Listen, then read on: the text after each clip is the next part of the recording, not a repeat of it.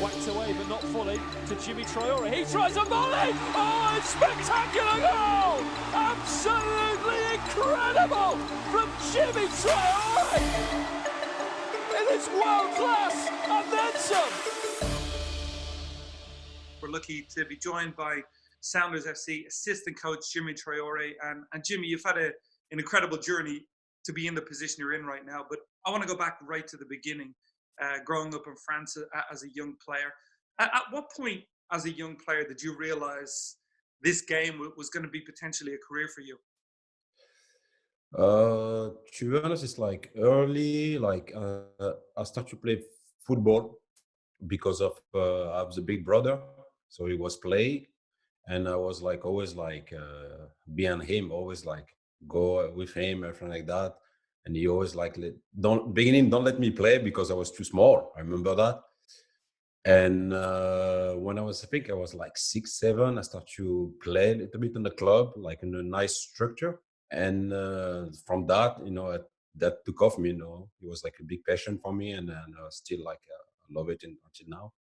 Now you played for Laval in France, but then you were presented with a difficult decision. I know there was lots of interest in you as a young player, but you elected to go to England.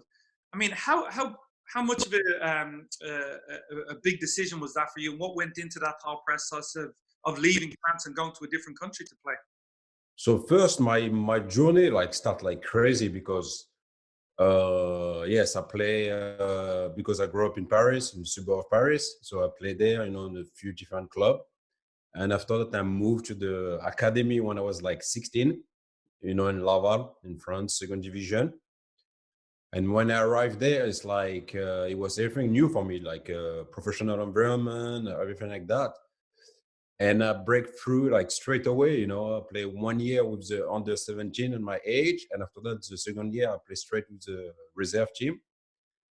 And I was like making a bench with the pro in the second division, play for youth national team. So everything went like so fast in my career, and that's where I signed to Liverpool when I was like just turned like 19. But even that journey was like crazy, like I left in the middle of the season. I was not sure to go to Liverpool because I have like many opportunities to sign a different club. And the coach, Jarouye, back in the time was a French coach in Liverpool. Involved a lot in the French setup too, right, with the youth system? Yeah, it's a reason why he knew me, because I didn't play that many games in the second division in France. I think only like 5 games. But because I was playing the youth national team under 17 and a big tournament and like that, he see me play that many times. So he know my reputation. So that's the reason why he signed me. And from that, it was like, yes, that's my journey, to youth to professional. Now you go to Liverpool. I don't know what was your command of the English language like at that time, because there's English and then there's Liverpool where it's English with a little bit of a twist. How was that selling in initially? I know it was tough for me. To be honest, it was tough. Like the first, I would say like maybe 2 years took me like to learn like proper English, everything like that. But even that, it was like tough to understand some of the guys in the locker room. And but Liverpool, it was like a lot of players from different countries. So it's like, it was like very like like multicultural locker room. So it's like, you have like guys French speaking, and after that, you have like the German guys. You have like, it was a good mix, and that's where I learned English. I learned English that way, and watching a lot of things, a lot of TV, a lot of football on TV as well. Because back in the time, I was living by myself. I was just young, 19, living by myself in an apartment, and it was like tough in the beginning. You grew up in a rich period of French football tradition of bringing through great players. And I heard a story about you once saying you're in the tunnel and Thierry Henry is across from you, and I don't care who you are, what level you played at, you're going, well, I'm on the field with the very best. Does that ever become old as a player? Like it doesn't even phase you, or is there always a tingle when you look across and see that you're coming up against some of the best players in the world on a weekly basis? Yes, especially when you're young, when you see like when you play against like your big heroes, like when I start the first game I play against Henry or Marcel Desailly or Lilian Thuram, I was always like very impressed, or Patrick Vieira. very impressed, you know. And the good thing is like where you know you feel like you're in this. Not I'm not saying the same level as a player, but they consider you like, oh yes, you do well. So they always come to me and say small word to me, small thing to me, like you know, good luck for the game, very proud of you, or that kind of thing. And for young players, like give me confidence, you know, like oh, how come you know me, you know, and it's like oh yes, you know, good game, you know, and for them, it was like pleased for me to play for Liverpool because to be honest, it was not easy for a French player to break out on the team and play like that many games. And I'm not saying like we deserve it, you know, but it was different for us. It was like we need to fight so much to be on the starting 11. But I understand the coach because if not, it was like we're not privileged, you know, because we're French, the coach will play us. So we need to work hard. And that's why I think I took that advantage compared to some of my French players because I understand that message. I understand that things, the way I need to play, the way I need to train, the way I play. And that's why I think it was one of my strengths when I was in Liverpool. It's like I train the same way I play in the weekend. And that's why, again, maybe the respect of my teammate, because that's what I learn when I see Steven Gerrard, Paulins back in the time, Robbie Fowler, all the guys. It was always like 100%. It's not like you take off and you say, okay, I'm starting 11. I can chill during the week and play on the weekend. No, for them it was like every game, every training session, 1%. That magical moment in 2005. I think you've talked to death about the experience of playing in the Champions League final, but I kind of want to get, looking back on that day now, what's the one thing that you'll always remember about Istanbul that you'll never forget that moment in terms of everything about that game for you? The joy of when we won it, the joy is on the fun. Because for me, it was like, you know, we went through like so many emotions during that game, excited to play the game, start badly, losing in the halftime, have my own story in the halftime, supposed to be sub, still in, all that kind of things. But you see, like people went through like different emotion all the game, and you see in the end of the game, the way people was like jumping, happy, everybody like cheer up. Like I've never seen that, for me, it was like one of the best moment I experienced, as a player, to see that many people all together, like, jumping, so happy. And that's why, like, still on my head, but that experience in Istanbul. When did it sink in for you that you were part of a moment that will remain forever in the history of a club that has had many great moments?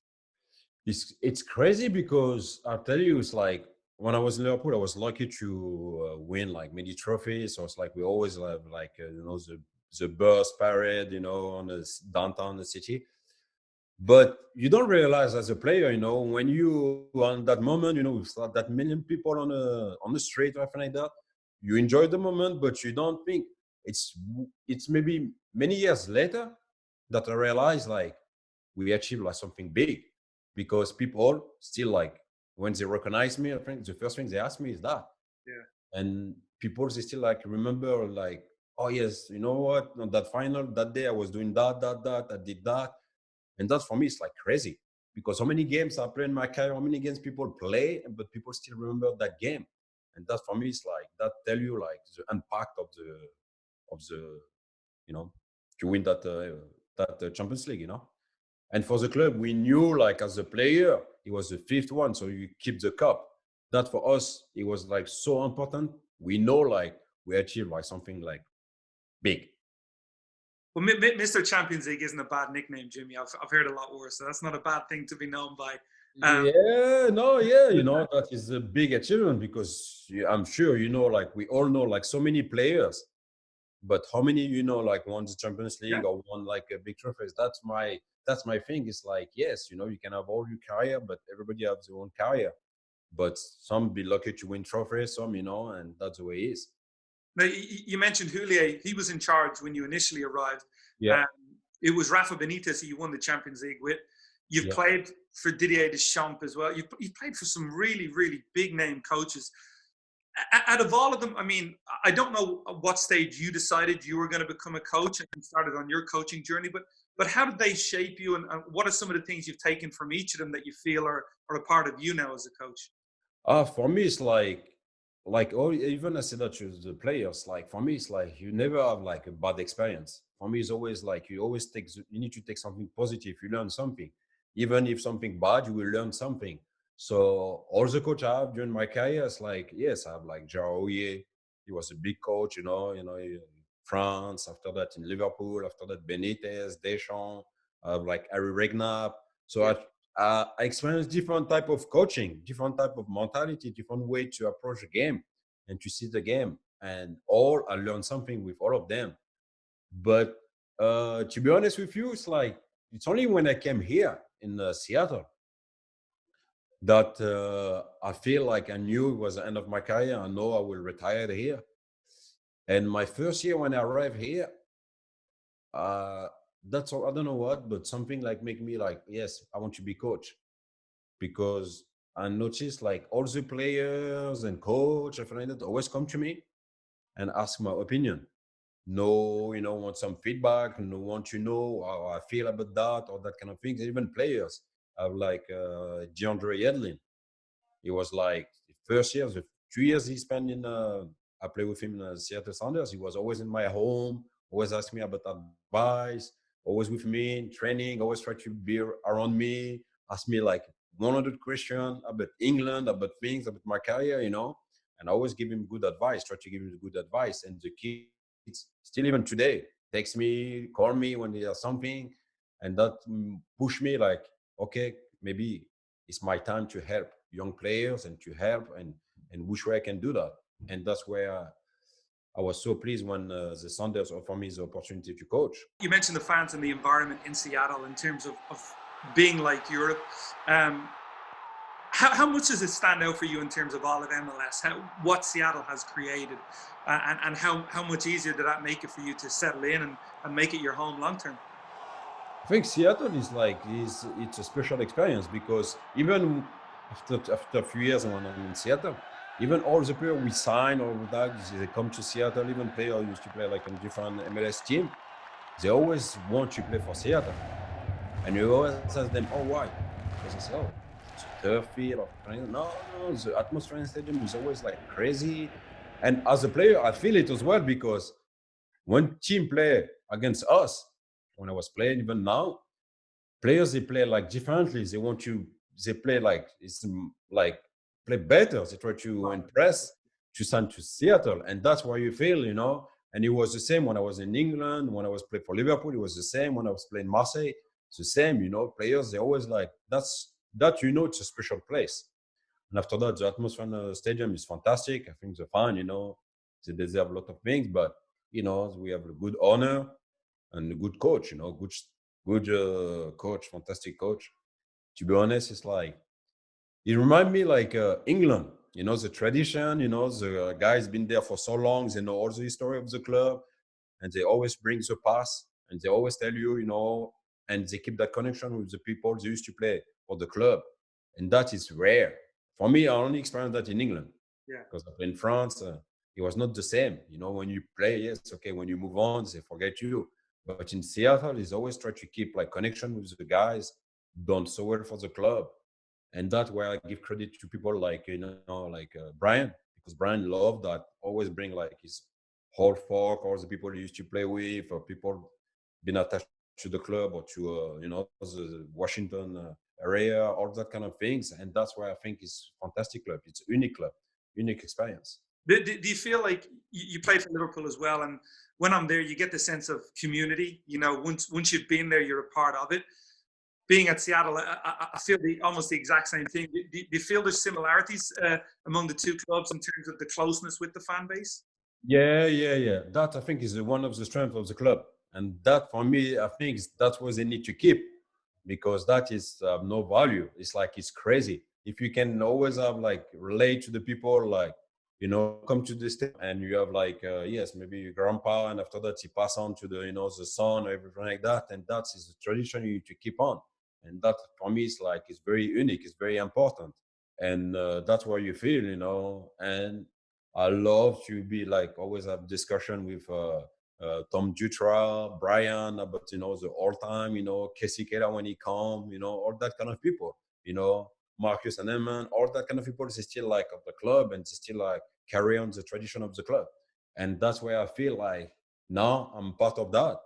And I need to keep that tradition as well, talk to, about, time when I sign. And now it's just like what I try to do, I saw a little kind of glint in your eye when you talked about talking with DeAndre and seeing him develop. What's we all know the buzz of playing and stepping out on the field, but what kind of buzz does it give you as a coach to see your advice being implemented on the field by someone like DeAndre or some of the young players at Seattle grow as a player? How does that make you feel as a young, aspiring coach?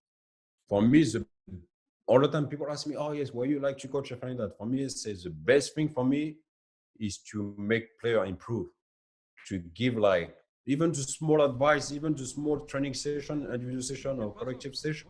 If the player in the end of the day come to you and say to you, thank you for your advice, thank you for your training, thank you, I learned so much with you.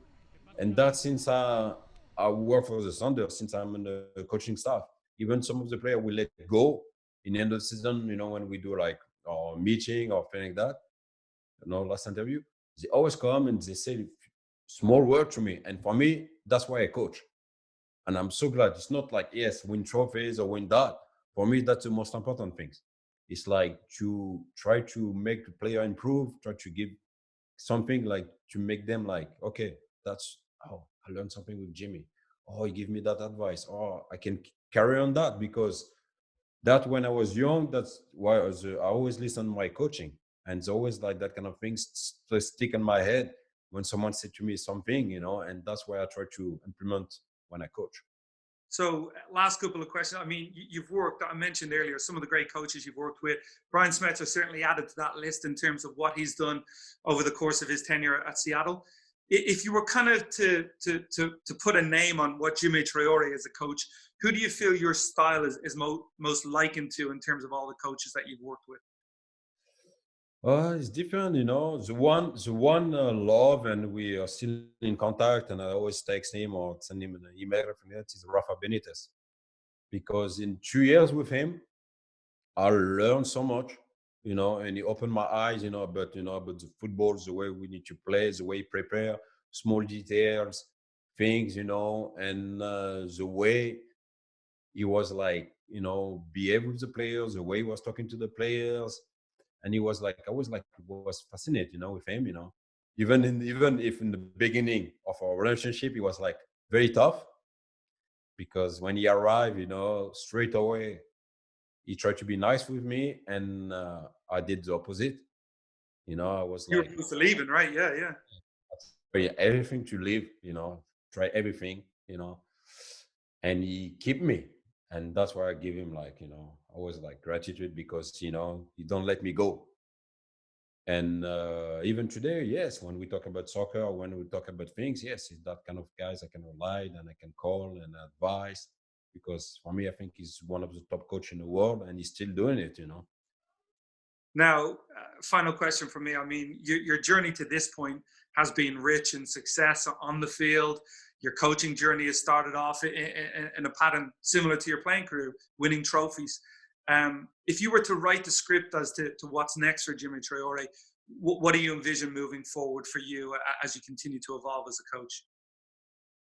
Try to improve, and I'm a very good setup, like on a work on a nice environment, try to work with Brian, work with we have very good coaching staff, with Gonzo, Preki, Tom Jutra, we have a new fitness guy. So it's like, that's where I want to always like improve every year. I fix some goal, and at the end of the day, I have my goal, my own personal goal. It's like, as a player, I experience different things, play Champions League, play in the big club in England, do that. But I'm never play like in a big tournament, an international tournament, like a World Cup, Euros, or African Cup, or that kind of things. And that, in the end, that's my goal as a coach. That's what I want to do, if tomorrow I can have the opportunity to participate on World Cup or Olympic or that kind of things, that's my goal as a coach. So that's why I work so hard. That's my things, and everybody knew, like, I already, when people ask me, that's the first thing I say, that's my goal as a coach, one day to be an international level. Well, I've no doubt that you're going to make that happen, Jimmy. Thank you so much for your time today, and I hope you and the family are getting through this as best you can. But we look forward to the team and you guys getting back on the field soon. Thank you very much, man.